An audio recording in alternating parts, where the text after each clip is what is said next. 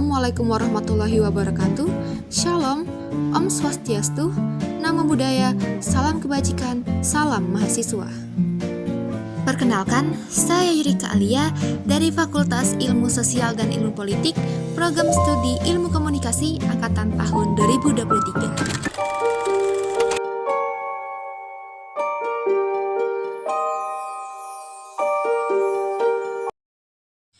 Pemilu 2019 adalah salah satu momen paling krusial dalam sejarah politik Indonesia, di mana Presiden Joko Widodo berkompetisi melawan Prabowo Subianto untuk kedua kalinya. Pemilu ini dianggap unik karena melibatkan kompetisi sengit, polarisasi politik, dan isu-isu kontroversial. Pemilihan umum di Indonesia adalah saat di mana masyarakat memilih pemimpin mereka. Namun, apa yang sebenarnya mempengaruhi pilihan mereka? Mari kita lihat faktor-faktor utama yang memainkan peran kunci. Faktor pertama adalah tingkat pengangguran. Menurut data Badan Pusat Statistik, tingkat pengangguran di Indonesia saat itu adalah sekitar 5,23%. Ini adalah salah satu isu penting yang dibahas selama kampanye pemilu 2019. Berikutnya, faktor yang kedua adalah pertumbuhan ekonomi. Data dari Bank Indonesia menunjukkan bahwa pertumbuhan ekonomi saat itu mencapai sekitar 5% saja. Pertumbuhan ekonomi yang stabil maupun tidak stabil seringkali menjadi poin penting dalam kampanye politik. Lalu faktor yang terakhir adalah kepuasan publik. Survei dari Lembaga Survei Indonesia menyatakan bahwa 70% responden merasa puas dengan kinerja pemerintah saat itu, namun 30% menyatakan ketidakpuasan. Pada proses pemilu berlangsung, ini adalah saat kandidat berkomunikasi dengan pemilih. Bagaimana mereka melakukannya dan strategi apa yang digunakan? Yuk kita bahas. Bagi kita, membela rakyat adalah kehormatan yang sangat mulia. Demikian yang ingin saya sampaikan dan kami bertekad menuju Indonesia menang. Baik. Kepentingan nasional dan aktif ikut dalam perdamaian dunia yang baik. Terima kasih.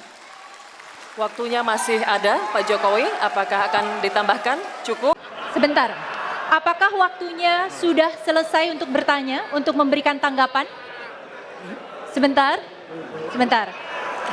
Kita tahan. Kita boleh tepuk tangan dulu, waktunya di-freeze. Waktunya di-freeze, ditahan dulu. Pak Jokowi silahkan lanjut. Mohon maaf Pak Prabowo, jadi saya tidak menuduh partai Bapak korupsi. Terakhir, kita beralih ke tahap pasca pemilu. Bagaimana pemilu memengaruhi stabilitas politik dan sosial di Indonesia, serta bagaimana pemimpin terpilih memenuhi janji-janjinya. Selain pagar kawat berduri yang masih dipasang, para anggota polisi juga bersiap di sebagian ruas Jalan MH Tamrin. Hal ini menyusul munculnya ratusan orang yang mengaku ingin melakukan demonstrasi menolak hasil rekapitulasi akhir Pilpres 2019. Namun kepolisian meminta massa untuk kembali ke rumah masing-masing karena aksi ini belum mendapat izin. Sidang perdana sengketa Pilpres 2019 akan dimulai di Mahkamah Konstitusi pada hari Jumat esok. Hingga malam ini persiapan pengamanan telah dilakukan juga rekayasa lalu lintas.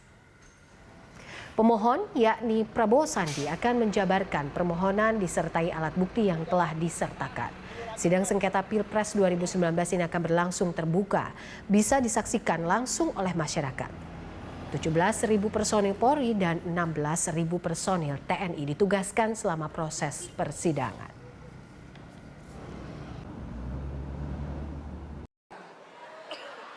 Bukan soal barat atau timur, bukan selatan atau utara. Sekarang bukan saatnya memikirkan itu semuanya. Tapi ini saatnya memikirkan tentang bangsa kita bersama. Jangan ragu, jangan pernah ragu untuk maju.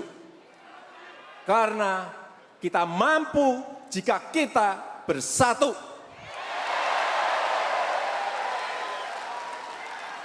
Terima kasih Wassalamualaikum warahmatullahi wabarakatuh. Om Santi Santi Santi Om. Namo Buddhaya. Semoga Tuhan memberkati kita.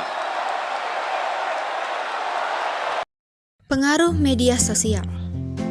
Media sosial memainkan peran kunci dalam pemilu 2019 dengan pengaruhnya yang kuat terhadap opini publik. Adanya pertarungan tagar hashtag 2019 ganti presiden dengan hashtag 2019 tetap Jokowi menjadi bukti nyata pengaruh media sosial. Itu dia sebuah studi kasus tentang pemilu 2019 dan dinamika politik di Indonesia. Kita melihat dari 3 tahap, yaitu pra-pemilu, selama pemilu, dan pasca pemilu. Dalam proses ini, kita memahami bagaimana masyarakat memilih pemimpin mereka, bagaimana kandidat berkompetisi, dan pengaruh media sosial dalam membentuk opini publik.